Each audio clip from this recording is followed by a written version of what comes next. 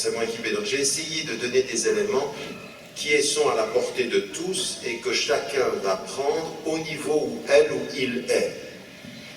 Par exemple, qu'on soit équipé ou pas islamiquement, qu'on ait des degrés d'études, mais de regarder son mari et de regarder sa femme, et de dire j'ai besoin de toi et tu as besoin de moi, tu es mon vêtement, je suis ton vêtement, et Allah subhanahu wa ta'ala a mis dans notre couple des signes parce que tu réponds à mon besoin, mais tu réponds à mon besoin, mais je ne suis pas ta dépendance. Ça, il n'y a pas besoin d'être un idée. Il faut comprendre ça. Je ne t'appartiens pas absolument. Je ne suis pas ta moitié et j'ai mon autonomie. Et dans mon autonomie, c'est mon bien-être, l'épanouissement, la paix, salamat al-nafs. Ça, ce sont des choses qui sont importantes. Donc, que chacun d'entre nous le prenne au niveau où elle ou il peut. C'est pas du tout, je voulais pas du tout, et c'est pour ça que je vous remercie de cette intervention, je voulais pas du tout en faire quelque chose d'une élite, parce que c'est des questions auxquelles moi j'ai dû faire face, des murs contre lesquels je me suis cogné, des difficultés que j'ai dû aussi gérer comme papa, comme mari, ou comme fils. Voilà, et je pense que c'est ça que j'essayais de mettre en évidence. Et ce que vous relevez, pour terminer, c'est que ça n'est pas facile. Mais ça n'est pas facile d'être un être humain, ça n'est pas facile d'être un papa ou une maman, c'est pas facile d'être un mari ou une épouse, c'est pas facile, rien n'est facile dans tout ceci, et c'est un engagement permanent, il faut beaucoup de persévérance et d'humilité. On va prendre 2 questions encore, puisque le temps est rapide. Je sais qu'il y a un frère qui a levé la main, on va lui remettre le micro. Et je vais également dire une question qu'on a reçue ici, parce qu'on en a beaucoup. On ne pourra pas toutes les traiter, je m'en excuse par avance. Donc la question, c'est comment éduquer nos enfants dès le plus jeune âge et leur montrer l'islam sans leur faire une overdose, et leur montrer que le mariage pour tous n'est pas quelque chose à suivre, sans pour autant les braquer.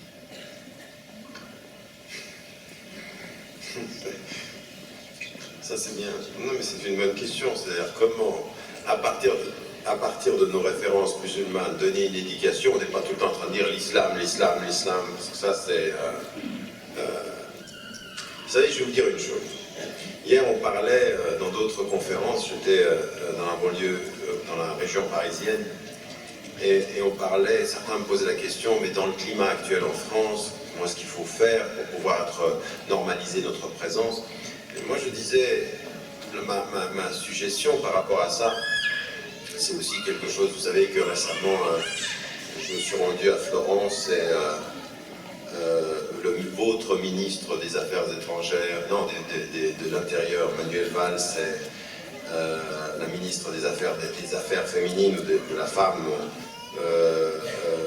Nejat Vallaud-Belkacem, ont décidé de ne pas venir. Et donc, en fait, ils m'attaquaient personnellement, mais moi je suis qu'un prétexte. En fait, tout ça c'est très politique.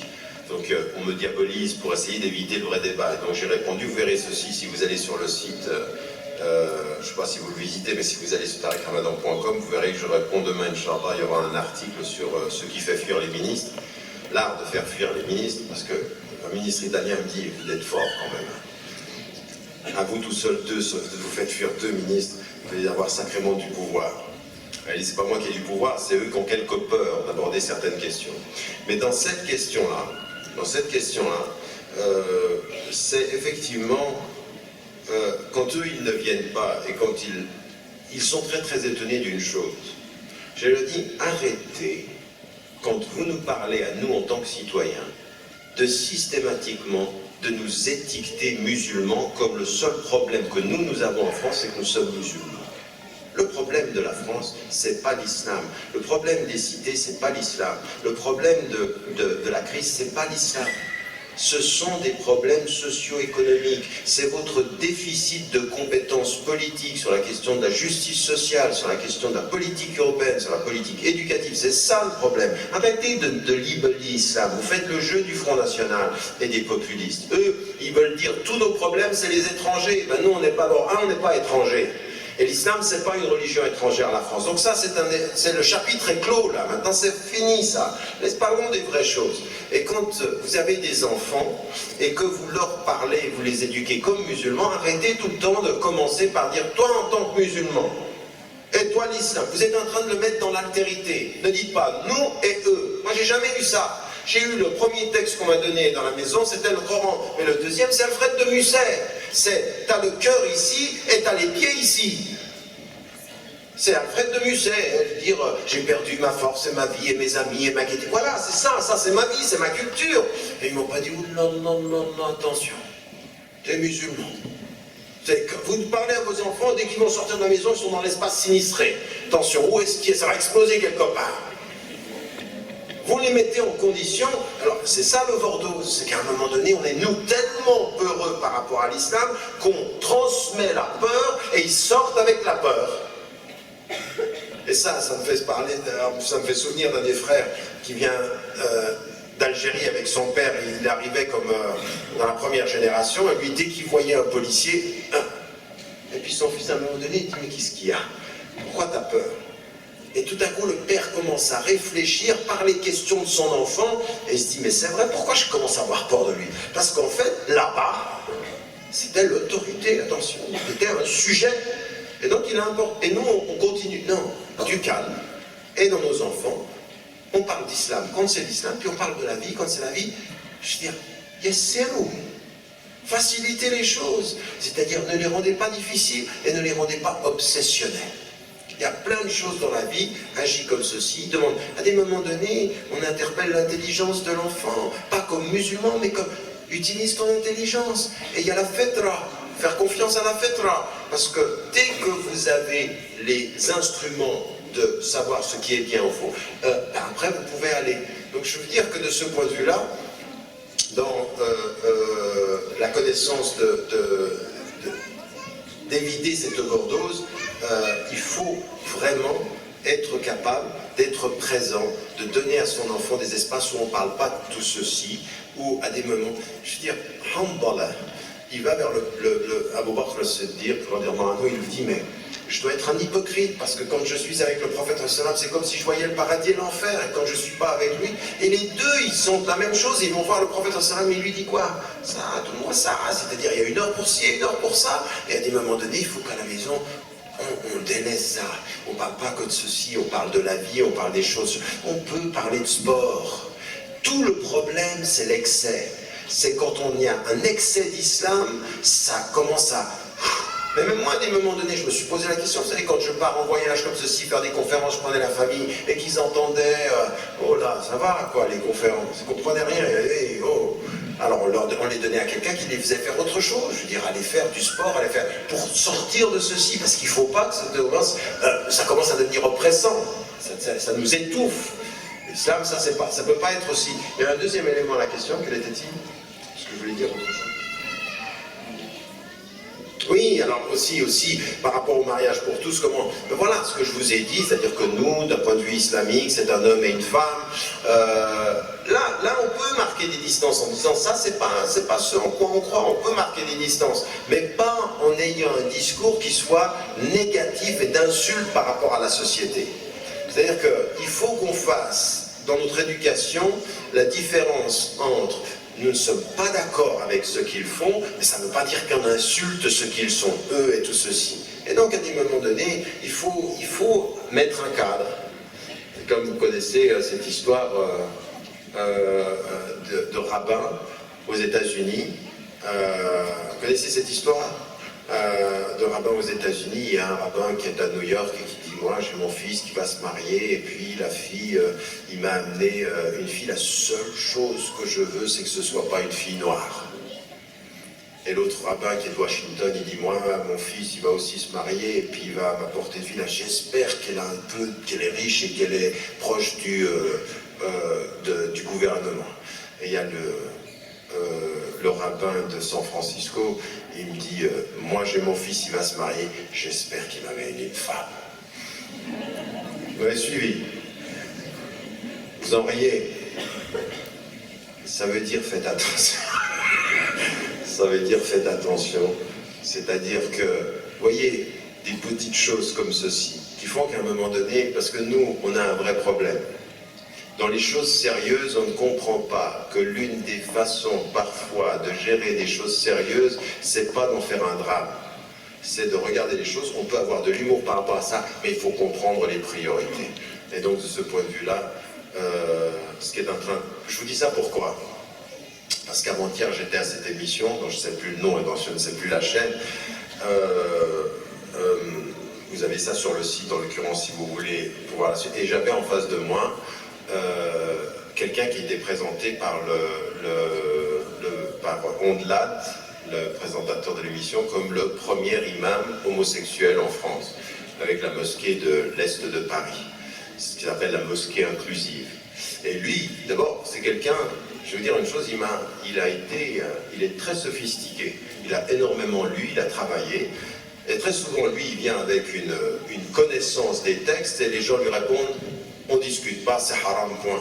Il faut qu'on soit équipé par rapport à ça, il faut qu'on ait une connaissance des textes, pas tous ici, mais quand on répond à quelqu'un qui vient avec ceci. Et là aussi, je veux dire qu'à partir d'un certain moment, on s'aperçoit que dans notre communauté, comme aux États-Unis, eh ben, vous avez des mouvements. L'unanimité, elle est claire, d'accord, mais on a des mouvements comme ceci qui de l'intérieur. Donc c'est pour ça que nous, dans les familles, il faut qu'on soit clair sur les principes, et puis que ceux qui peuvent le faire aient une réponse sophistiquée sur le fait de dire l'homosexualité n'est pas acceptée en islam en termes normatifs, et on fait la différence entre l'homosexualité qu'on n'accepte pas, et on fait la différence entre les individus que l'on n'insulte pas, que l'on ne condamne pas, on respecte ce qu'ils sont, on n'est pas d'accord avec ce qu'ils font, on rétablit la norme avec beaucoup de sérénité, mais de la clarté, de la clarté. Il faut être clair par rapport à ce discours-là, et que Dieu nous aide, Inch'Allah. J'ai promis une question à le frère, il la demande depuis... Simplement, pour les autres, les questions que j'ai reçues, on a Cheikh Mohamed Patel, on a notre professeur Nasser Fidour également, qui pourront y répondre, Inch'Allah. Donc, ne soyez pas... J'aurai l'occasion en tout cas de leur poser, puis s'il y a d'autres questions, évidemment, on pourra leur poser. Donc je vais laisser vraiment la dernière question rapidement, on va essayer d'y répondre rapidement également, pour qu'on puisse passer à... هل لديكم نصائح للآباء لمكافحة الغزو الثقافي الذي يتعرضون له داخل منازلهم عن طريق الأقنية الفضائية والإنترنت، وكيف يمكن أن يتحاشى أبناؤنا الوقوع في الإدمان بسبب هذه الوسائل؟ Est-ce que vous avez des conseils en fait aux parents? Pardon. Non, très bien, vous traduisez, je pensais que vous vouliez que je traduise, donc allez-y. Est-ce que vous avez des conseils en fait aux parents pour combattre l'invasion intellectuelle ou intellectuelle des nouveaux moyens de communication, en l'occurrence l'internet, les chaînes télévisées, etc. Et comment on peut éviter, est-ce que vous avez en fait des conseils aux jeunes pour éviter de tomber dans l'indépendance en fait, dans la dépendance pardon, de ces moyens de communication? Je suis pas sûr d'avoir toutes les réponses à ces questions-là, ou en tout cas toutes les alternatives, parce que là aussi ça dépend des dynamiques familiales. Mais si vous voulez, de ma propre expérience, nous ce qu'on avait décidé, c'est que l'accès à Internet n'était pas un accès libre, qu'il y a deux choses qu'il faut, à mon sens, éviter, c'est-à-dire qu'il faut contrôler le temps et l'accès. Alors on le sait aujourd'hui, l'accès, vous avez sur Internet des possibilités de faire en sorte que ce soit un accès pour les jeunes, où vous puissiez faire en sorte que certains sites puissent être interdits d'accès dans le contrôle par les adultes. Ça, il faut le faire, parce que, vous le savez aujourd'hui, les chiffres sont hallucinants, hallucinants en matière de production financière et de bénéfices sur la gestion des sites et sur l'univers Internet. 40% des chiffres bénéficiaires et des apports financiers sont liés à la pornographie, elles sont liées à des choses qui sont absolument à l'opposé de toute la moralité qu'on pourrait avoir dans nos sociétés. Je ne parle pas simplement des musulmans, mais de la société d'un point de vue général. Je parle de toute la société qui est en train de vivre aujourd'hui. Et vous créez des dépendances. Vous créez des dépendances. Je ne sais pas si vous avez entendu ce rapport tout à fait sidérant. Ça fait peur en fait. Ce rapport tout à fait sidérant de ce qui a été l'une des stratégies d'accès à Internet dans les territoires occupés palestiniens en Cisjordanie et à Gaza. Où en fait on a fait en sorte que les populations et les jeunes puissent avoir accès directement à la pornographie aussi. C'est-à-dire, vous avez une pression par l'occupation militaire, vous avez l'encerclement, c'est-à-dire c'est une prison à ciel ouvert, et vous envoyez par l'infiltration culturelle des images qui sont sur la sexualité. C'est-à-dire que vous frustrez les gens du point de vue physique, vous les alimentez du point de vue virtuel. Mais vous les alimentez du point de vue virtuel par des éléments qui vont diminuer leur résistance physique en matière de résistance politique. C'est ce qu'on est en train de faire. Et les chiffres sont sidérants, c'est-à-dire l'augmentation à Gaza par exemple de la visite de ces sites de type pornographique, parce que c'est ce que l'on laisse, c'est ce que l'on pousse à faire. Ça, c'est une stratégie sur le psychologique et le mental des populations, surtout quand on est dans la résistance politique. Et quand on touche les jeunes, je vous rappelle que l'intifada était venue de jeunes qui disaient à leur mère, eh ben moi je vais y aller, et ça c'est la dignité, et la maman qui pouvait, le papa qui pouvait dire non. Maintenant, avec cette infiltration-là, on travaille. À un degré moindre, ce qui nous arrive est aussi une possibilité d'atrophier nos résistances spirituelles à cet univers-là. Raison pour laquelle les parents, il faut absolument avoir un contrôle sur ça. On a le contrôle par l'instrument lui-même, on a le contrôle aussi. Je veux dire, n'importe quel papa ou maman qui laisse un enfant adolescent dans sa chambre avec Internet ou avec un poste de télévision est totalement inconsidéré et totalement inconscient du point de vue de la responsabilité parentale. Parce que ce que vous voyez aujourd'hui à la télévision ou ce que vous voyez sur Internet, à un moment donné, après il faut donner les moyens de l'autonomie. À un moment donné, on va pas contrôler ces enfants quand ils ont 22, 23, 24, 25 ans. À un moment donné, il faut qu'ils soient peu équipés. Mais pendant toute la période, je veux dire, vous vous rendez compte qu'à l'âge de 10 ans, 2 enfants sur 3 c'est vrai en Bretagne, c'est vrai en Grande-Bretagne, c'est vrai en France, c'est vrai en Allemagne, c'est vrai aux États-Unis, 2 enfants sur 3 à l'âge de 10 ans ont déjà vu des scènes pornographiques. À 10 ans.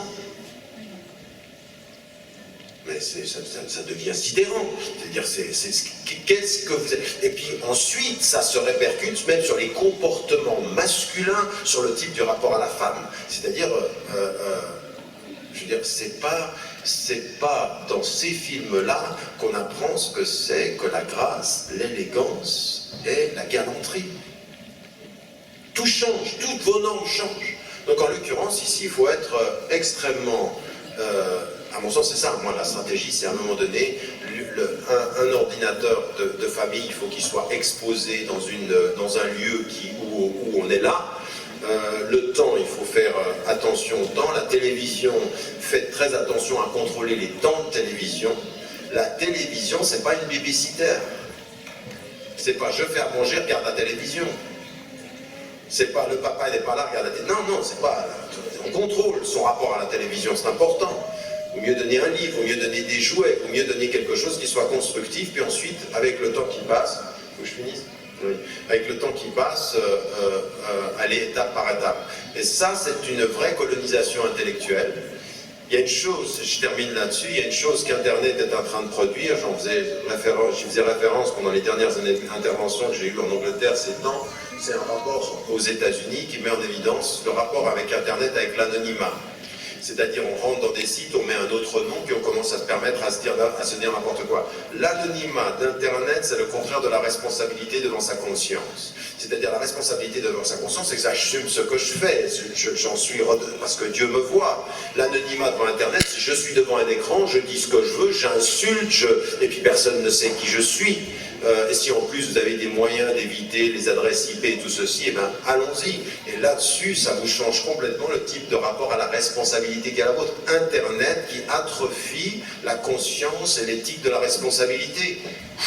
Ça commence à faire beaucoup. Donc là, de ce point de vue-là, Dans la présence, dans la gestion des moyens, nous avons une responsabilité éthique comme parents, et il faut que vous en soyez conscients. Pas d'internet dans une chambre fermée, pas de télévision. Je veux dire, moi je ne sais pas comment il y en a qui... Comment font-ils ceux ici donc, je veux dire, déjà, moi j'ai un problème avec une télévision dans un appartement dont on ne gérerait pas le temps. Je ne suis pas contre la télévision, mais je pense que si on ne gère pas la télévision, c'est vraiment terrible. C'est vraiment un instrument de malheur.